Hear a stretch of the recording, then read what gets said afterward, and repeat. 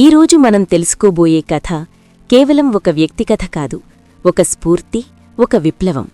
భారతదేశ చరిత్రలో మొదటి మహిళా డాక్టర్గా నిలిచిన ఒక అసాధారణ మహిళ. ఒక చిన్న గ్రామం నుంచి అమెరికా మెడికల్ డిగ్రీ వరకు వెళ్లిన డాక్టర్ ఆనందీ గోపాల్ జోషి గారి జీవిత కథ.